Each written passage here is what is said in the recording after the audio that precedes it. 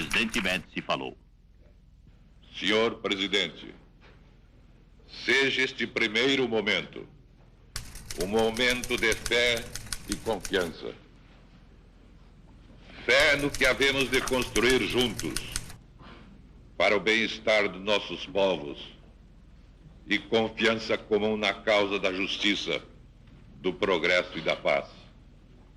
É esta a mensagem que trago do povo brasileiro e de que peço seja Vossa Excelência o alto intérprete junto ao povo americano.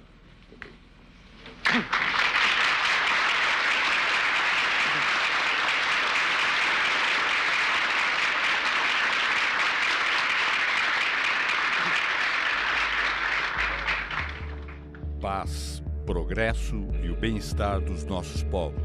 Pela lente da Agência Nacional, os lares brasileiros tomavam conhecimento do encontro entre o presidente Médici e Richard Nixon. Corria o ano de 1971. Quase 4 décadas depois, a liberação de documentos nos arquivos americanos confirmaram o que as paredes da Casa Branca viram por trás daqueles sorrisos e declarações oficiais. De acordo com os memorandos do governo americano, o ditador brasileiro relatou sua confiança na capacidade dos militares chilenos em promover um golpe no país. E que o Brasil estava trabalhando conjuntamente para isso. Os apertos de mão e sorrisos entre Médici e Nixon selaram a sorte de Allende.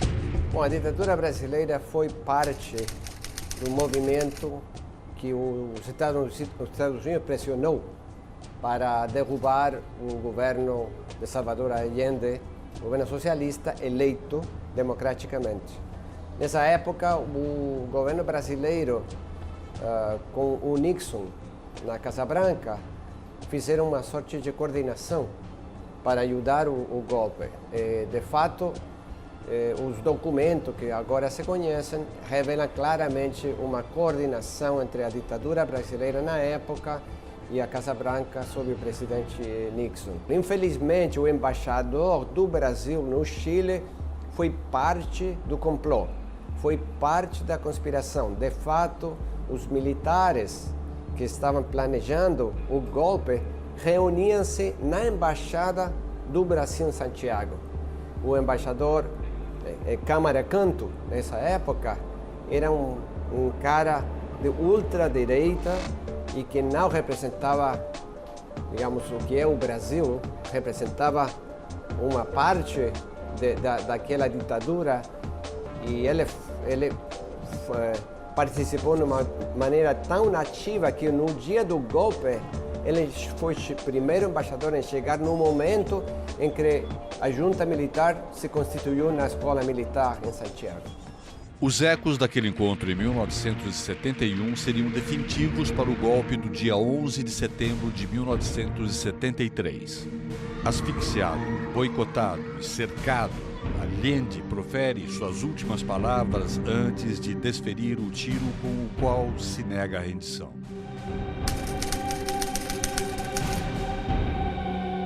A última oportunidade em que me pueda dirigir a ustedes. La Fuerza Aérea ha bombardeado las torres de Radio Portales y Radio Corporación. Mis palabras no tienen amargura sino decepción. El pueblo debe defender, pero no sacrificar. El pueblo no debe dejarse arrasar ni acribillar, pero tampoco puede humillar. ¡Viva Chile! ¡Viva el pueblo! ¡Vivan los trabajadores! Estas fueron mis últimas palabras. Tengo la certeza de que mi sacrificio no será en vano. Tengo la certeza de que por lo menos será una lección moral que castigará la felonía, la cobardía y la traición. Tempo de trevas se inicia no Chile. Mortes, tortura y desaparecimentos compõem a síntese daqueles días. Yo era muy joven, tenía 22, 23 años, y cuando viene el golpe de Estado en este país, nosotros estábamos en la concentración de la selección cuando vemos sobrevolar los aviones que dispararon en contra de la moneda. Y era como un signo de interrogación que uno tenía aquí. ¿Por qué? ¿Para qué? ¿Qué es esto? ¿Qué es esto? ¿Qué son los aviones? ¿Qué son las metralletas? ¿Qué son militares en la calle matando personas? Qué raro, qué triste, qué desgraciado. Ese es el pensamiento que uno tiene de los momentos tristes de este país. Yo que me encuentro tan lejos, esperando una noticia, me vine a decir en la carta que en mi patria no hay justicia. Los hambrientos piden pan, plomo le da la milicia, sí. No momento seguinte ao golpe, liderado pelo general Pinochet, o Estádio Nacional de Santiago é transformado em prisão. O antigo espaço de jogos memoráveis e do título mundial brasileiro de 1962 vira palco de uma das maiores barbáries dos nossos tempos. Entre os sobreviventes do Estádio Nacional está Alberto Gato Gamboa, 92 anos, torturado barbaramente. Nos mais duros momentos, apegou-se a uma grande esperança: viver para contar. No, pero tú te das cuenta, porque cuando recién te llegabas ahí y veías a los otros presos, algunos ya después de ser interrogados, todos sangrando, todo eso, tú te dabas cuenta de lo que iba. Y generalmente se desmayaban o sea, perdían el conocimiento. La verdad es que yo no lo perdí porque yo estaba, de todas maneras, no sé, nunca perdí la esperanza que iba a vivir, ¿ves tú? Y la esperanza que iba a vivir para contar eso en ese tiempo. Diretor do Clarim, diário chileno de maior circulação então, foi preso poucas horas depois do golpe. Já estava cheio o Estádio Nacional. Tuve que ir caminar, yo te digo, desde las puertas de la calle hasta las puertas del estadio, por encima pisando gente. Fíjate. Los tenían a todos boca abajo, extendidos en el suelo, a todos los detenidos. Estaban botados en el suelo ahí, con las manos así, de guata, y unos al lado de otros. Están al lado de otros que había que pisarlo. Tú ibas caminando, o sea, yo me fui buscando dónde colocar las patas, pero los milicos entraban nomás. La gente que detenían, pisando gente, todo. Así que fue de partida, yo te digo, es una sensación, pero feroz, así te digo. Ahí tenían una especie de una cosa con techo, donde interrogaban a la gente. Y fíjate, los torturaban, esa era la verdad, no solo interrogaban. Porque tú llegabas al lugar donde estaba el techo y te encontrabas con que habían somieres con patas, somieres de hierro, donde te ponían, te amarraban de pies y manos, y se sometían a interrogatorios en esas condiciones, pero con tortura. Algunos quedaban incluso semi-inválidos, fíjate, a los más viejos generalmente, porque la verdad la tortura era muy larga y muy dura, era extremadamente dura.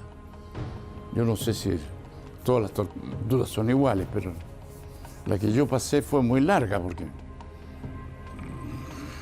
me acuerdo que hasta las 8 de la noche todavía el que podía me pegaba una patada, uno estaba en el suelo ahí.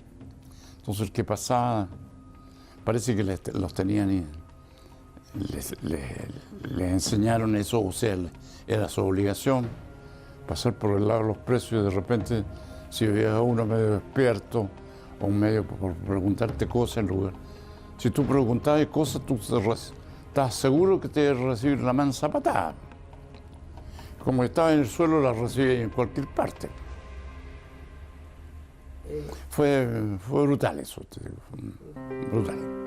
Lembra-se exatamente quem eram os mais duros e experientes torturadores. Lo que yo recuerdo, conmigo por lo menos, que los interrogadores argentinos y brasileños eran más incisivos, más directos, o sea, como que tenían más experiencia. Te interrogaban, iban al derecho a lo que querían. En cambio, el chileno te sacaba la cresta por tontería de repente y después llegaba a las cosas que seguramente para ellos eran más importantes. Yo te digo, por ejemplo, un compañero mío que era, como te digo, dirigente del MIR, y lo llevaron a interrogarlo junto conmigo. Estaban, yo en un campaña aquí y él en otro caché allá. Y yo cachaba, porque todavía no me habían pegado a mí. A él le habían sacado la cresta. Entonces le pidió agua, me acuerdo, que pidió algo para la sed.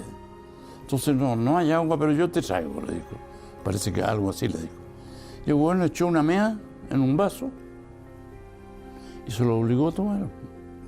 Y el bueno se tuvo que tomar los meos del interrogador. Horrible, ¿no?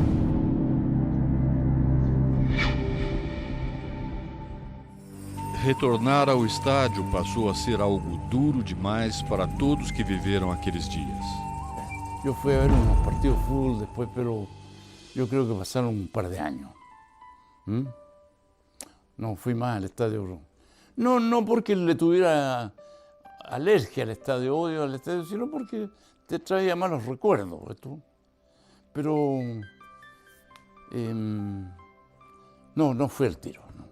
Ni tampoco a mirarlo como estaba. Esse campo de concentração, que foi o Estádio Nacional, virou uma ferida na nossa alma, particularmente os amantes do futebol, do esporte. E aí eles mataram muita gente, torturaram muita gente, e aí uma presença brasileira, infelizmente. Eu nunca voltei ao Estádio Nacional, ainda que eu sou um grande amante do futebol e ia ao estádio regularmente. Durante 17 anos nunca voltei ao Estádio Nacional porque minha imagem do estádio tinha mudado. Era uma cárcere, era um campo de prisão, um campo de concentração. E até o ano 90, quando finalmente recuperamos a democracia e houve um ato muito bonito de limpeza espiritual do campo, do estádio, aí eu voltei. Algumas dessas memórias ficaram a ferro e fogo na alma do velho combatente. El viejo padre mío iba todos los días, mientras yo estuve preso en el estadio, todos los días iba a la puerta del estadio, como muchos, yo te digo, habían cola. No los dejaban entrar, pero les informaban de ahí, parece que tenían unos gallos que les contaban algunos cuentos de lo que hacíamos nosotros adentro. Y mi viejo estuvo yendo todos los días. Yo creo que en el estadio estuve como cerca de 3 meses. Los 3 meses el viejo, invierno y verano, con frío, calor, ahí. Increíble. Y había ido todos los días, fíjate. Mientras supo que yo estaba preso ahí, iba todos los días. Y con la esperanza de, como él, un montón de más viejos, más papás, con la esperanza de que los iban a dejar entrar siquiera a mirarnos. Y no los dejaron nunca. Tengo como unos 6 amigos de esa época que estuvimos presos, que todavía están vivos también igual que yo. Y nos vemos de vez en cuando. Ahora yo soy un poco más, no te digo más frío, sino que me manejo, me domino más. Yo tengo un par de amigos o 3 que los veo y puta me ven y dicen, o me ven amigos o otros, y se ponen a llorar al tiro, y se empiezan a hacer recuerdos. Y mientras más recuerdos hacen, más llora. Como ese periodo como que te marca, como que te hace recordar eso a la fuerza.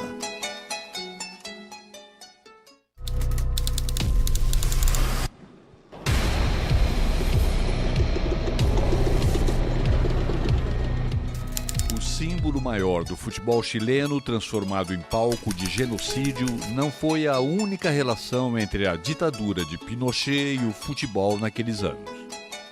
La relación del fútbol y la dictadura acá en Chile comenzó, no digamos que de una forma tan elaborada, sino que más bien fortuita. Poco a poco la dictadura se empezó a dar cuenta de la utilidad que podía darle el fútbol para tal vez calmar a las masas, para que la gente no saliera a las calles, no se rebelara. Exatos 15 dias depois do golpe de 11 de setembro, Chile e União Soviética fazem 2 jogos de mata-mata valendo vaga para a Copa de 1974. O futebol e a seleção chilena já estavam sob controle. Fue el golpe militar y a la semana siguiente, si mal no recuerdo, tuvimos que viajar, teníamos que viajar a la Unión Soviética, a Rusia, para jugar ese partido por las eliminatorias para el Mundial de Alemania, 1974. Imagínate, después de una semana del golpe militar, todavía se veían muertos en las calles. Yo cuando iba a entrenar por la selección chilena, veía que por Américo Vespucio, que hoy día está poblado, pero antes era un camino prácticamente, un camino rural, se veían los muertos en las rotondas. Entonces nosotros llegábamos ahí con mucho miedo. Después llegaba un compañero y nos decía, yo para venir acá tuve que tomar el auto, pero venirme más tarde porque el toque de queda no me permitía salir. Pero yo vi un camión que venía de la FACH lleno de muertos. Entonces eso no se podía ver porque la gente no andaba en las calles, toque de queda. Bueno, con ese temor nosotros entrenamos, tuvimos que viajar a la Unión Soviética y tuvimos que tomar el avión en un aeropuerto chico que existe, que ahora ya no existe, Cerrillos, no el aeropuerto de Pudahuel, y tomar el avión ahí. Ahí nos revisaron a todos y uno muy intrépido, valiente entre comillas digo, yo llevaba mi música para entretenerme en la concentración, en el hotel, cuando salíamos fuera del país, la música de Quilapayún. Quilapayún era el conjunto emblemático del Partido Comunista, no siendo yo comunista, pero la letra de ellos, sus canciones, y llevaba la música de Víctor Jara, y la metí entre medio de mis calzoncillos, de todas mis cosas personales, los cassettes. No habían DVD en aquella época, cassette, no habían CD, y con mucho temor nos revisaron. Canto que has sido valiente, siempre será canción nueva, siempre será canción nueva.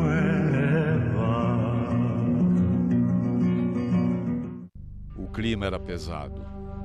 E como em todos os países integrantes da Operação Condor, o esporte mais popular era vigiado e as seleções nacionais infiltradas de gente do sistema repressivo.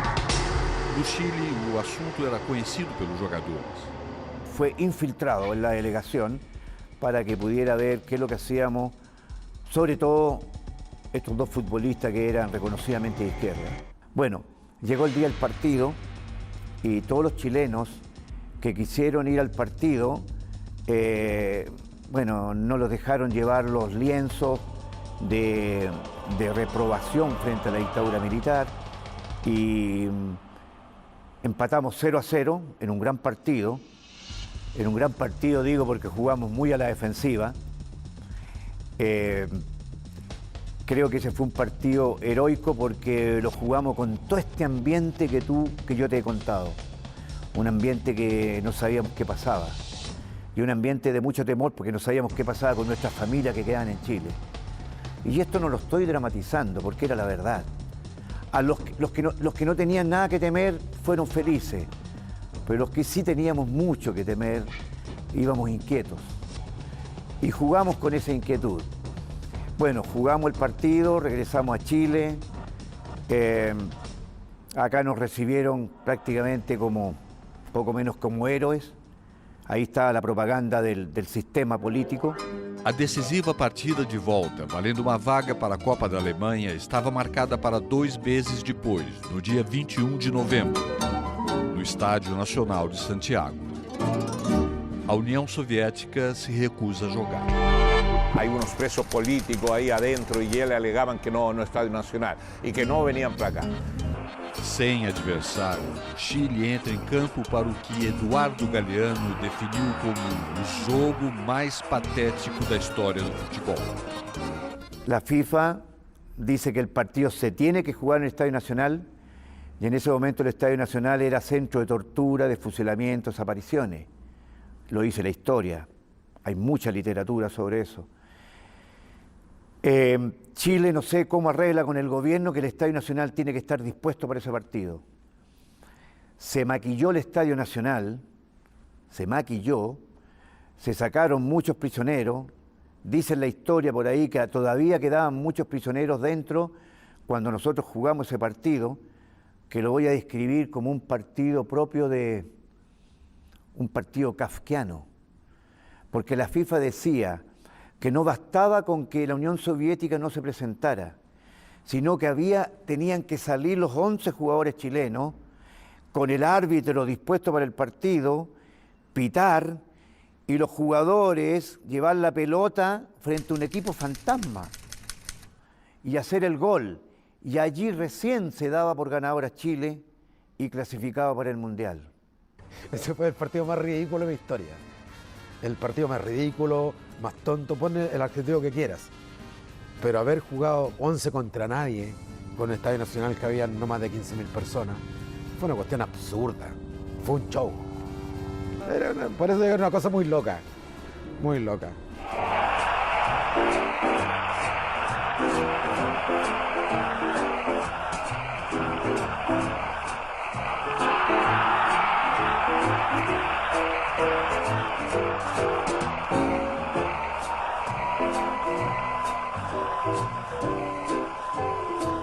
Clasificamos, no había mucho que celebrar para ir a un mundial en esas condiciones.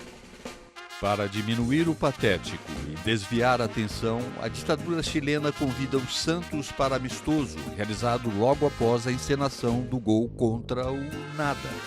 A gente esperaba que ele viniese y ganara en campo, ¿no? Solo que veio o Santos y nos fue 5. Era un show. ¿Cómo será que después jugó Santos contra nosotros? 5-0 nos hicieron. 5-0. A rapidez na confirmação do Santos como adversário para amenizar o ridículo tem uma óbvia razão. Mais uma colaboração entre as ditaduras do continente. Como garante quem estava nos bastidores daquela fita de mau gosto. Seguro. Si a nosotros nos informan el sábado a las 12 de la noche que no viene la Unión Soviética. Pero no pueden haber citado a Santos el día sábado a las 12 de la noche. Lo tienen que haber hecho antes. Entonces esto ya se sabía. Entonces esperaron para decir, oh, no viene Rusia, jugamos con Santos. Santos no pueden llamar a las 12 de la noche para decirle vengan a jugar con nosotros. Y los tipos vengan a jugar. Esto se sabía de antes. Creo que por ahí va el tema de esta ayuda recíproca entre estas dictaduras. Los convenios entre dictaduras de Sudamérica, que entre ellos se entrelazaban, todas estas cosas. El fútbol se manipuló de tal manera que a través de lo largo de Chile se empezaron a crear clubes profesionales en lugares muy distantes, muy extremos. En Puerto Montt se creó un equipo porque había que tener a la gente preocupada y distraída con el fútbol, en sectores donde nunca hubo fútbol. En Calama, en Arica, en todos lados. ¿Por qué? Porque las ciudades tenían sus intendentes y tenían sus alcaldes y todos eran militares. Entonces allí se empezó a extender el fútbol, pero de una manera burda, diría yo, de una manera muy burda, porque era más que nada, y a todas luces, y eso es propio de la dictadura, de crear circo para el pueblo. Lamentablemente nosotros éramos parte de eso, pero felizmente yo digo, fui un payaso pero consciente de que lo que hacía reír la gente era una sonrisa muy dolorosa. o abutre dos Andes já voava alto pelo continente. As garras do condor espalhavam-se sobre os estádios, clubes e jogadores. Asfixiado por uma ditadura brutal, o povo e os personagens da bola começam a encontrar no futebol um canal único para as primeiras manifestações de resistência. Havia um jogador de nome Pinochet, esse era o nome dele, e que era um bom jogador da liga profissional do Chile. E eu me lembro que uma vez ele estava jogando muito mal. E todo o estádio, 30 mil pessoas, começaram a ser fora Pinochet, fora Pinochet. Como nessa época a junta eram 4, representando o exército, que era o Pinochet, a Marinha, a Força Aérea, a Polícia Nacional, o coro do estádio, 30 mil pessoas, começaram a gritar fora Pinochet e os outros 3 também, os outros 3 da junta. Foi uma coisa incrível, foi um ato de resistência num estádio, num momento, digamos, em que a fúria da resistência das pessoas saiu para fora.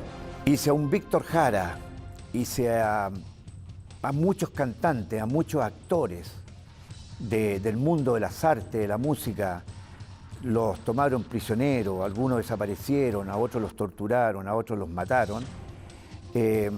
Yo decía, a mí no me pueden hacer nada porque si me hacen algo, el domingo Colo-Colo juega con 10 jugadores. Por lo tanto, tenían mucho cuidado en poder tocarnos.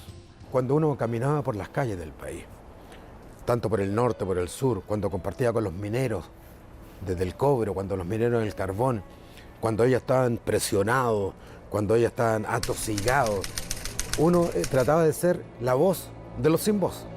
Uno era como el representante de ese pueblo abatido, de ese pueblo triste que tenía detrás, y decir, Carlitos, tú puedes hablar, tú habla por nosotros. Yo creo que hubo un momento en que uno hablaba por esa gente. Saliendo por el Estadio Nacional, por el túnel, a la cancha a jugar no sé con quién, el carabinero, el teniente de carabinero que me había echado a perder la fiesta, lo veo ahí delante mío, en la salida del túnel, y lo reconozco, porque nunca se me olvidó la cara de él, y le dije lo que tenía que decirle. Le saqué la madre, filo da puta. No me voy a tomar preso porque si yo iba entrando a la cancha. Bueno, jugué muy tranquilo, yo dije, bueno, a la vuelta me van a llevar preso por haber ofendido a una autoridad, entre comillas. Salí de la cancha, terminé, me bañé y no me pasó nada. Pero me di el gusto de decirle a ese policía. Hubo jogadores, grandes jogadores de futebol, que por causa da atitude ética que eles tiveram de rejeitar a ditadura, eles sofreram muito. Uma dessas ações da ditadura para usar o futebol acabaria custando caro para Caselli. E ele me lembro que uma vez foi levado à La Moneda num ato de propaganda do Pinochet para saudar o Pinochet. E ele se negou a dar a mão ao Pinochet. E bom, ele sofreu, porque a mãe dela foi torturada, o Pollo Vélez, que é outro grande jogador, também sofreu, e outros que tiveram um ato, digamos, de dignidade, de rejeitar a pressão da ditadura, sofreram muito. Para mí es muy complicado hasta el día de hoy poder hablar de ese problema que tuvo mi madre. Mi madre fue detenida en este país, torturada. Me complica, todavía mis manos me sudan, mi corazón late más fuerte, mis pulsaciones se van muy altas, porque hasta el día de hoy no lo entendemos y nunca supimos el porqué. Yo no le di la mano a Pinochet en ese momento, lo recuerdo como el día de hoy, porque estaba toda la selección parada como en semicírculo. Nosotros nos despedíamos para ir al Mundial de Alemania del 74. Y de repente se abren las puertas y aparece un señor de gafas oscuras, bigotito, gorro y capa. Yo hacía poco había visto la película de Ana Frank, y había leído el libro de Ana Frank, y era así como un Hitler que aparecía en ese momento, duro, fuerte, triste, tenso. Yo no sé si transpiraba más en la cancha cuando jugaba o transpiré más en ese momento, cuando yo me negué a darle la mano. Y yo me negué a darle la mano como un sentimiento de decirle, o que él lo pudiera entender, que no me gusta la violencia, no me gustan las dictaduras, no me gustan las guerras, quiero vivir en paz. Y ese momento fue o de mucha hidalguía, de mucha fuerza, o con un miedo terrible, porque ¿para qué me va a negarlo? También había miedo de por medio. Fue un impulso del momento. No había nada preparado, nada. Fue un impulso del momento cuando estábamos todos conversando, esperando que venga el general a despedirse de la selección que iba para el Mundial, y fue una cosa instantánea, fue una cosa que me nació del corazón, o sea, no dio la mano. Pero una cuestión de así, es como cuando enfrentáis al arquero, tenés que sacártelo, una cosa así, espontánea. No fue absolutamente nada preparado. Fue algo que nació en ese momento. Un acto físico de decir, no me gusta, no quiero vivir tranquilo, quiero que mi gente, mi país y el mundo viva tranquilo. Yo en el momento que lo hice no pensé en las secuelas, en la secuencia que podía tener el día después. Solamente pensaba en esa gente que no podía hablar, en esa gente que no podía hacer nada, en esa gente que me pedía silenciosamente que yo pudiera decir algo por esta atrocidad que estaba pasando en Chile. Con mucha gente a darme la mano y a felicitarme.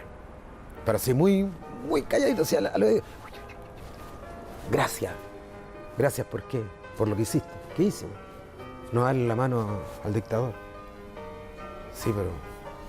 Entonces, por eso podía andar tranquilo por las calles. No pensé en las secuelas, en las consecuencias que podía tener después todo esto. Claro, mi madre, como te digo, fue detenida y torturada en este país. Pero mi madre falleció hace unos 10 años. Ella estaba en el hospital y llamó al esposo, que también falleció, a mi hermana y yo. Nos tomó de la mano y nos dijo, yo lo más probable es que no siga viviendo, pero no quiero que tengan odio, que no tengan rencor y que ojalá puedan vivir todos en paz. O sea,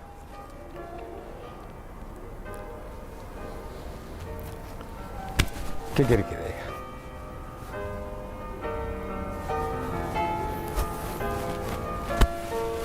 No sé. Fue una de las últimas cosas que cambió con Chile.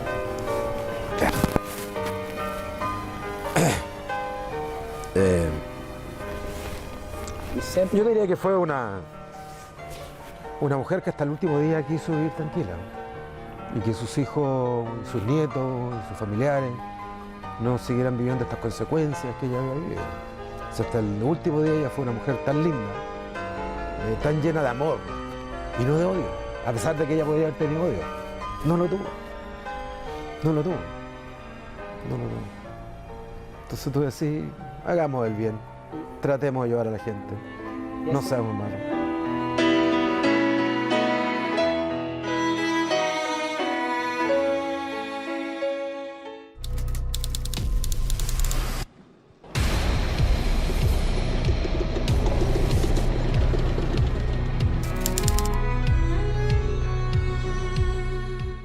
Com esse clima, o Chile embarcou para o Mundial de 1974. Para el Mundial de 74, sin duda que seguíamos en dictadura, mucho más fuerte.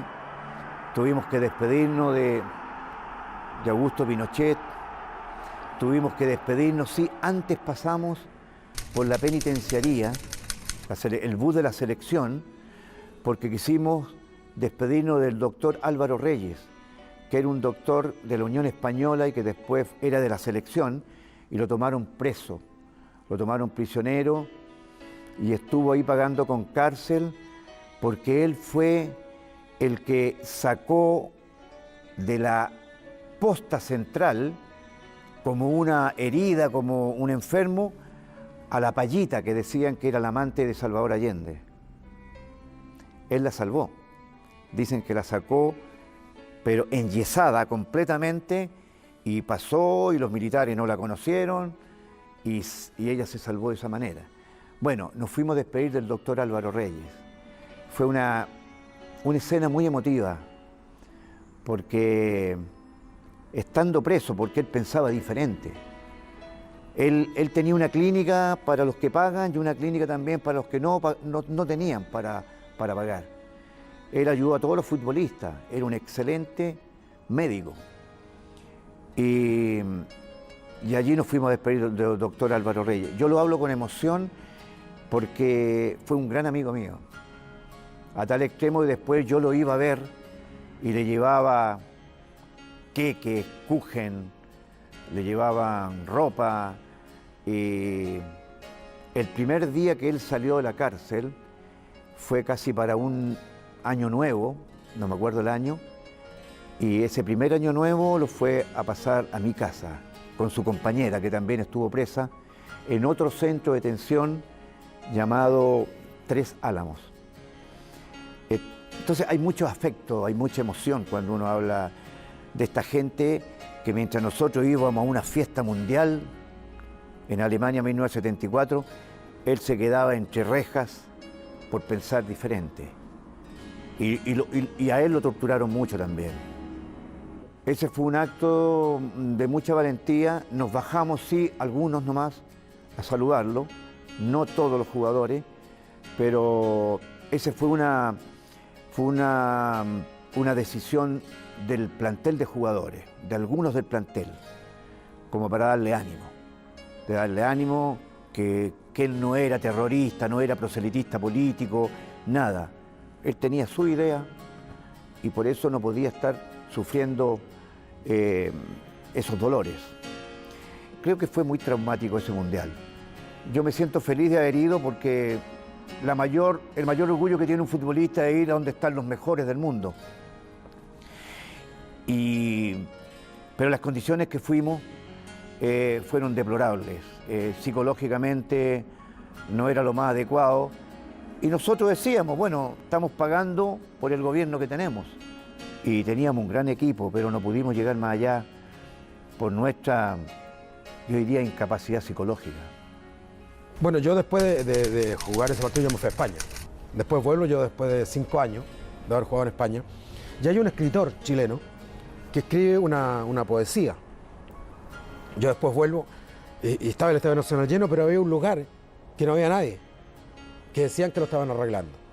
Yo hago un gol y lo salgo gritando a ese lugar donde no hay nadie. Y el escritor dice, solamente él y yo lo entendimos. Caselli le gritó a los que quedaron y dieron su vida al Estadio Nacional. ¡Wow!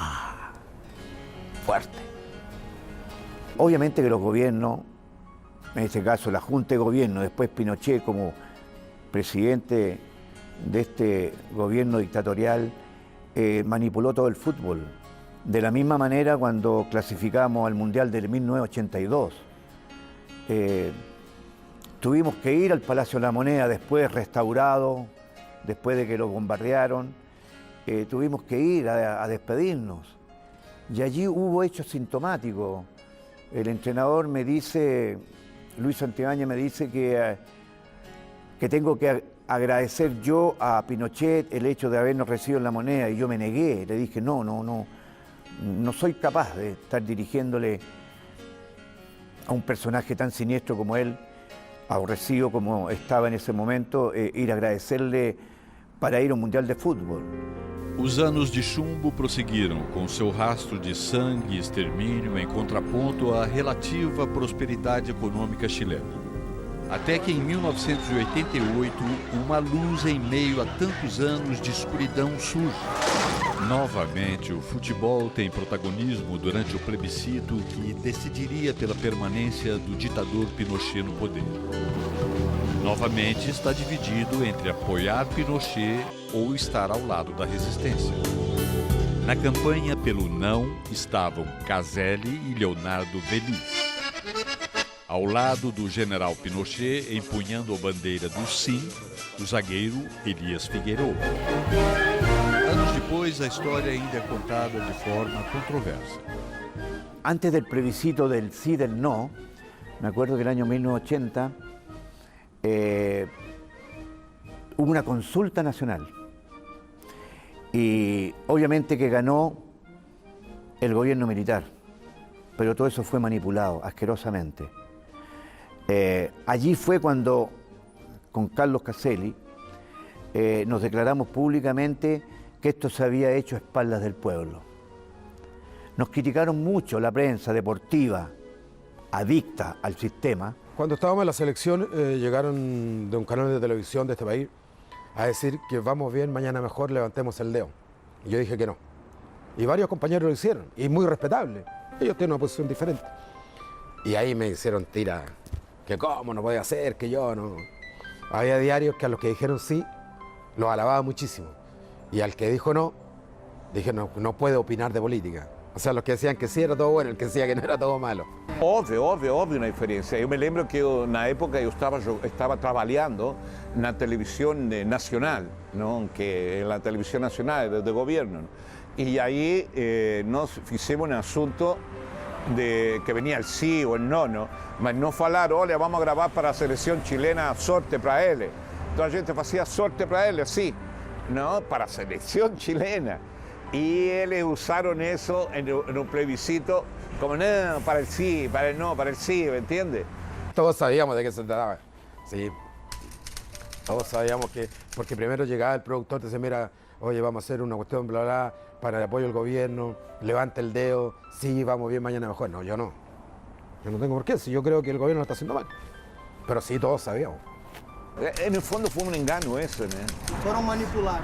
En ese aspecto sí, yo acho que sí, ¿no? Bueno, llegó el día del plebiscito y cuando se dijo que el no había ganado, en mi barrio, yo vivía en un pasaje, un vecino que vendía carne, puso un lechón en una parrilla y tomamos hasta que...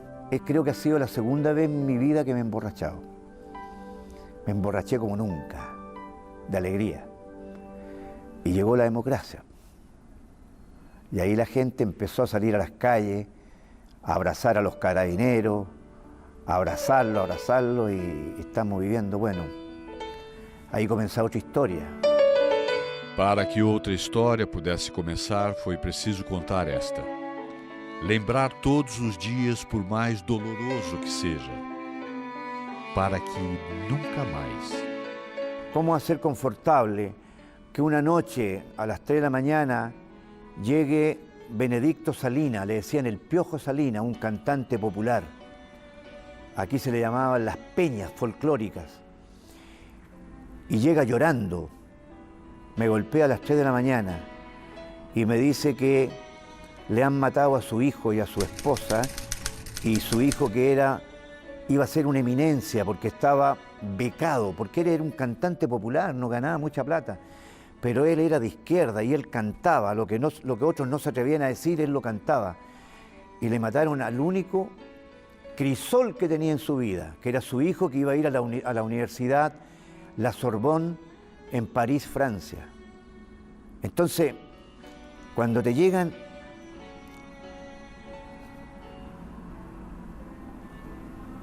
ese tipo de situaciones, es muy doloroso, es muy doloroso.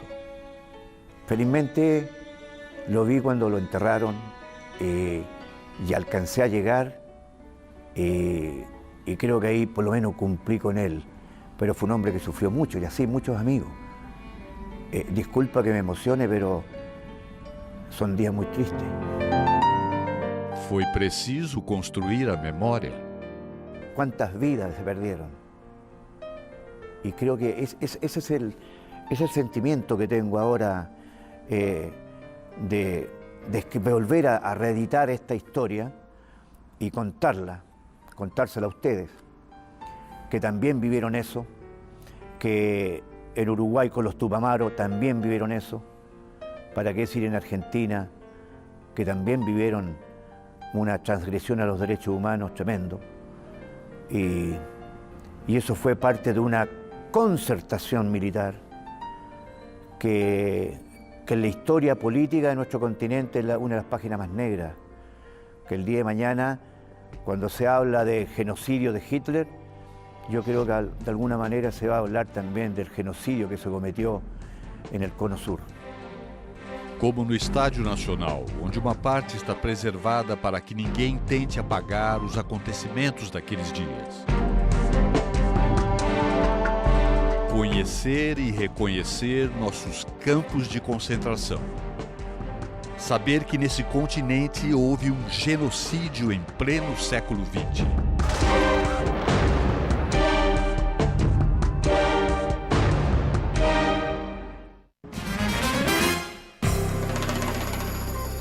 Talvez hoje pareça surreal que há bem pouco tempo em um estádio de futebol existia um caminho que levava para o local de fuzilamento. Todavía hay giles que piensan que aquí en Chile no hubo presos. Hoy día en Chile todavía hay imbéciles que piensan que aquí no hubo detenidos, ni desaparecidos, ni torturados. ¿Es necesario contarlo? Sí. Pero contarlo quizá en forma mucho más serena de lo que estoy haciendo ahora. He tratado de ser lo más veraz, que la memoria no me traicione, no caer en mitos ni en cuentos, porque la historia también a veces está llena de mitos y creo que esta historia hay que contarla en su verdadera dimensión. Hoy día ya estoy más tranquilo, quisiera escribir muchas cosas de lo que te estoy diciendo ahora, pero escribirla con la tranquilidad y la serenidad que te dan los años. Depois de tudo isso, poder olhar para trás, saber que travou-se o bom combate. Pero nadie me quita los días de sueño, los días de querer un mundo mejor y los días de modificar esta sociedad que sea más igualitaria. La plata llega y se va. Lo importante es ser feliz. Pues yo me acuerdo de eso y alimento esta cosa en los chicos que crean en ideales. Lo ideal, no hay ningún ideal que no se sirva si no hay pasión. Y nosotros lo vivimos. Valió la pena.